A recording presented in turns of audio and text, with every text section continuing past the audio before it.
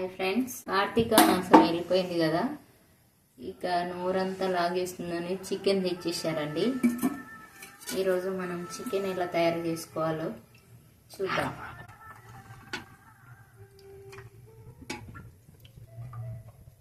కేజీన్నర chicken అండి.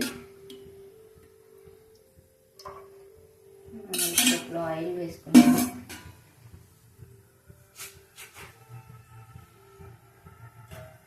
Oil కొంచెం వేడెక్కాక పచ్చి పెట్టుకున్న ఆయిల్ మరి నేను పచ్చిమిర్చి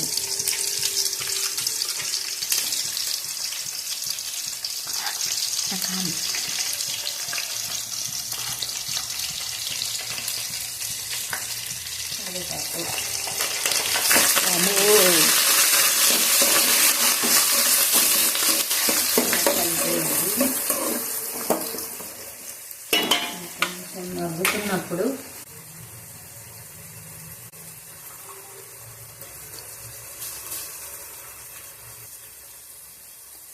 పుదీనా కూడా వేసుకోండి.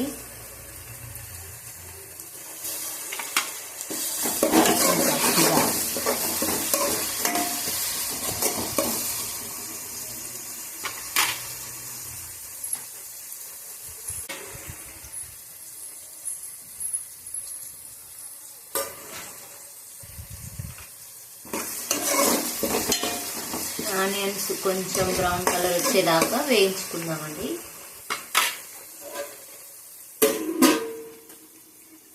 A few moments later.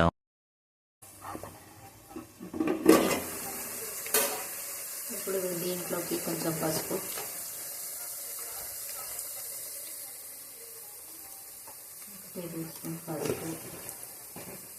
ఒక టేబుల్ స్పూన్ అల్లం వెల్లుల్లి పేస్ట్ వేసుకోవాలి.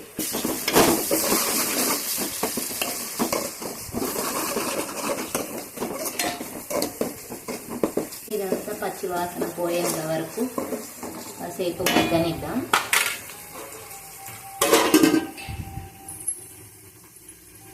A few moments later. ముందుగా కడిగి పెట్టుకున్న చికెన్ ముక్కల్ని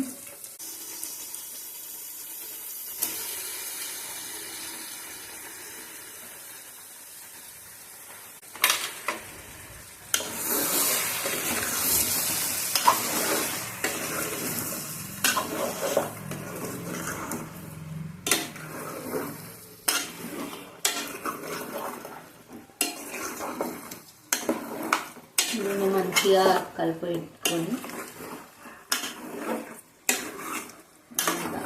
ఆనియన్స్ ఆయిల్ అంతా కలిసిపోయేలాగా మంచిగా కలుపుకొని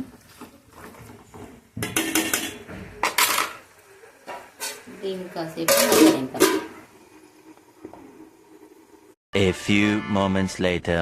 ఒకసారి మళ్ళీ కలుపుకుందాం. అంటే ఫస్ట్ వేసినాం కదా, అడుగు పట్టకుండా ఉండడానికి ఒకసారి మళ్ళీ కలుపుకున్నాం.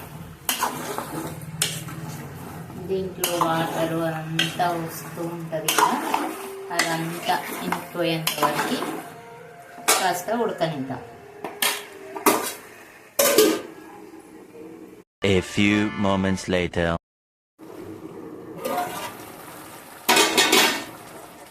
చూసారా అండి, చికెన్ వాటర్ వచ్చేసి ఎలా జ్యూసీ లాగా అనిపిస్తుందో.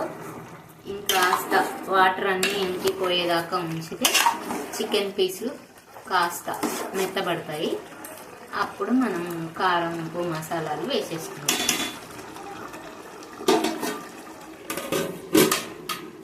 A few moments later. మంట కొంచెం మీడియం ఫ్లేమ్లో పెట్టుకోవాలండి. పెద్దగా పెడితే ఏమవుతుందంటే అడుగు మాడుతుంది, పైన వరకే ముక్కలు ఉడుకుతాయి, లోపల ముక్కలు అనేది ఉడకదు. ఇంకా ఒక 5 minutes తర్వాత వాటర్ అన్ని పోగానే కారం, ఉప్పు వేసేసుకుంటాం. A few moments later. Okay అండి, ఇప్పుడు ఉప్పు, కారం వేసేసుకుందాం. ఇంట్లో కాస్త స్పైసీగా తింటారండి, అందుకే నేను కాస్త కారం ఎక్కువగా వేస్తున్నాను. మీకు ఎంతైతే సరిపోతుందో అంతే వేసుకోండి. నేనైతే 3.5 స్పూన్స్ వేసాను. కారంలో ఉప్పు వేయం కాబట్టి ఒక 2 స్పూన్స్ సాల్ట్ వేసుకుంటున్నాను. ఒక చిన్న టీ స్పూన్ అంత గరం మసాలా, 2 స్పూన్లంత ధనియాల పొడి వేస్తున్నానండి. వేసాక దీన్ని ఒకసారి బాగా కలుపుకొని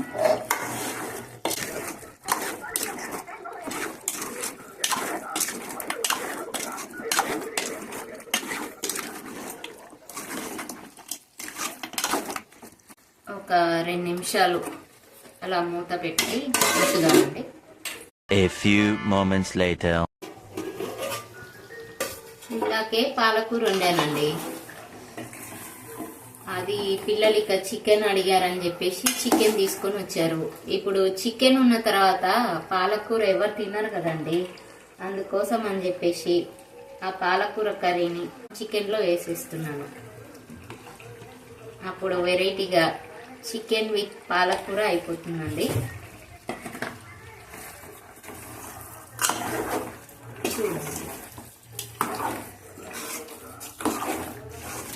ఆల్రెడీ చికెన్ ఉడికిపోయింది, కాస్త పాలకూర కూడా మొత్తం కర్రీనే ప్రిపేర్ అయిపోయింది కాబట్టి ఇప్పుడు మనం పెద్దగా ఉడికించుకోవాల్సిన అవసరం లేదు. కాకపోతే పాలకూర ఫ్లేవర్ అనేది చికెన్కి పట్టేంత వరకు కాస్త మగ్గనిస్తే సరిపోతుంది. కొంచెం జ్యూసీగా కావాలి కాబట్టి లైట్గా కొంచెం వాటర్ యాడ్ చేసుకుందాం.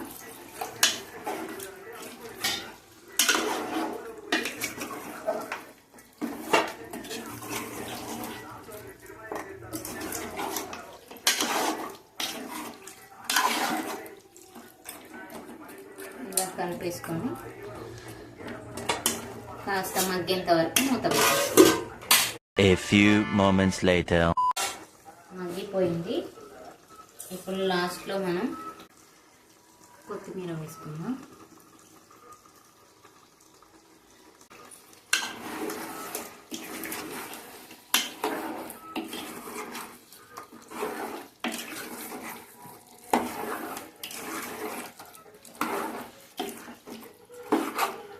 అండి ఒక 2 మినిట్స్ ఉంచి స్టవ్ ఆఫ్ చేసేసుకుంటే సరిపోతుంది. చూసారా పీస్లు ఎంత సాఫ్ట్గా స్మూత్గా ఉడికిపోయాయో. ఒక 2 మినిట్స్ అండి, ఎందుకంటే కొత్తిమీర వేసుకున్నాం కదా. ఒక 2 మినిట్స్ ఉంచి స్టవ్ ఆఫ్ చేసేసుకుందాం.